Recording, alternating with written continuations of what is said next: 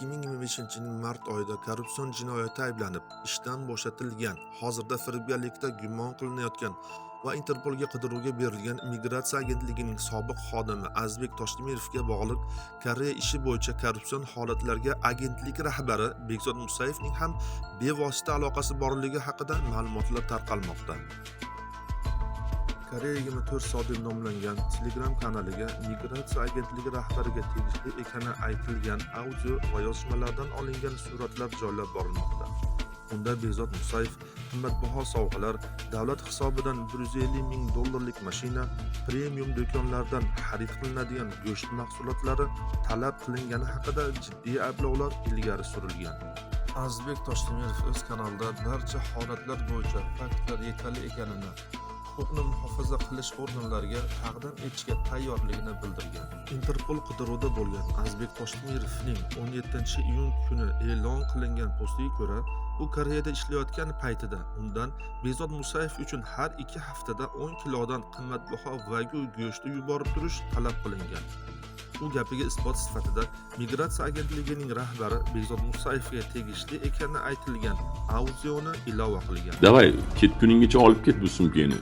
To'ldirib, mramirni go'sht bilan olib kelasan. Mana bu boshqa gap. Qolaversa, Azizbek Toshtemirov tez spirtli ichimliklar, kosmetik mahsulotlari va hatto biz efirda ayta olmaydigan dori vositalar yuborish so'ralgani aks etgan skrinshotlarni ham e'lon qilgan. Bekzod Musayev soliqchi bo'lgan-ku, soliq solish qonida bor. Mening bo'ynimga solingan soliqlar ham kundan kunga ortib bordi. Men topgan oyligimga Musayev va uning oilasi uchun eng qimmatbaho koreys kosmetikalaridan tortib, zubnoy pastayu, hatto vlajniy salfetkagacha yuborishim kerak edi. Sobiq xodim go'sht mahsulotlarini premium do'konlardan sotib olgani, ba'zan u bunday mahsulotlarga maoshi yetmay, boshqa xodimlar bilan pul yig'ishga majbur bo'lganini ham yozgan. Azizbek Toshtemirov 4-fakt sifatida kanaliga joylangan postida Koreyadan maxsus tuning qilingan Hyundai Palisade avtomobilini yuborish talab qilinganini yozdi. Talablar borgan sari ortib bordi. Bir kuni Musayev mashinada o'tirsa beli og'rib ketayotganini aytib, Koreyadan maxsus yotib ketishga mo'ljallangan, ya'ni tuning qilingan divanga ega Hyundai Palisade mashinasini yuborishimni buyurdi. Mashinani izladik, topdik ham, ammo to'lovga kelganda o'zing amalla degan javobni oldim. Toshtemirov bunday pul yo'qligini aytganida, Musayev unga vakolatxona uchun mablag' so'rab, rasmiy xat yozishini buyurganini ham keltirib o'tgan. Menda buncha pul yo'qligini aytganimda, vakolatxona uchun mablag' so'rab rasmiy xat yozishimni buyurdi. Byudjetda $150,000 pul bor. Senga yuboraman, yechib olib mashinani menga yuborasan, deb aytdi. Soliq va turli vazir lavozimlarida ishlaganligi uchun davlatni pulini qanday abnal qilishni yaxshi biladi axir janob Musayev. Avvalroq tashqi mehnat migratsiyasi va xususiy bandlik agentliklari sobiq mansabdor shaxslar tomonidan amalga oshirilgan korrupsion sxema aniqlangani, ular 600 dan ortiq odamdan $90 million olgani fosh qilingani ma'lum bo'lgandi. Azizbek Toshtemirovning iddao qilishicha, bu jinoyatga ham Musayev aloqador. Ayni paytda Koreyaga ishlash uchun ketgan fuqarolarning kim orqali, qancha pul evaziga ketganligi tekshirilmoqdami? Xo'sh, nima sababdan Musayevning shaxsan topshirig'i ortidan Koreyaga ketganlar bilan hech kim qiziqmayapti? Bunday topshiriqlarning son sanog'i yo'q. Qay biridan qanchadan olgani noma'lum. Lekin hoynahoy $90 million Musayevning uyidan chiqsa ajab emas. Azizbek Toshtemirov agentlikning sobiq rahbari Afzal Irmatovga aloqador noqonuniy harakatlarga ham to'xtalib o'tgan.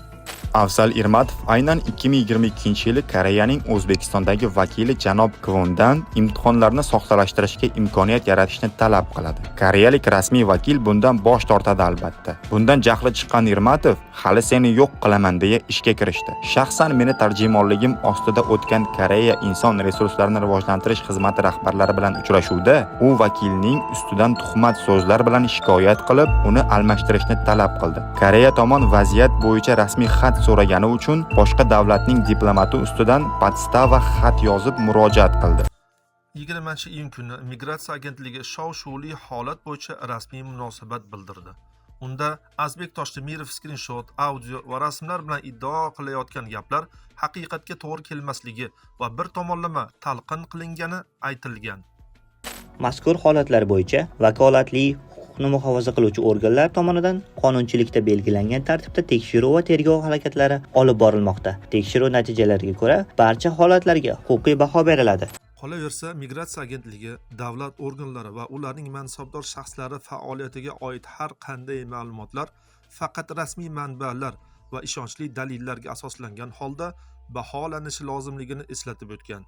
Ayrim internet resurslari orqali shaxsiy ma'lumotlarni tarqatish, sha'ni va qadr-qimmatga putur yetkazuvchi ma'lumotlarni e'lon qilish, shuningdek jamoatchilikni chalg'itishga qaratilgan harakatlarga nisbatan qonunchilikda belgilangan tartibda choralar ko'riladi. Shuningdek, agentlik iddao qilingan holatlarni aniqlash bo'yicha huquqni muhofaza qiluvchi organlar bilan hamkorlik qilinayotganini ham ma'lum qilgan. Migratsiya agentligi o'z faoliyatini ochiqlik, qonuniylik va javobgarlik tamoyillari asosida davom ettirmoqda hamda huquqni muhofaza qiluvchi organlar bilan barcha holatlarga oydinlik kiritilishini ta'minlaydi.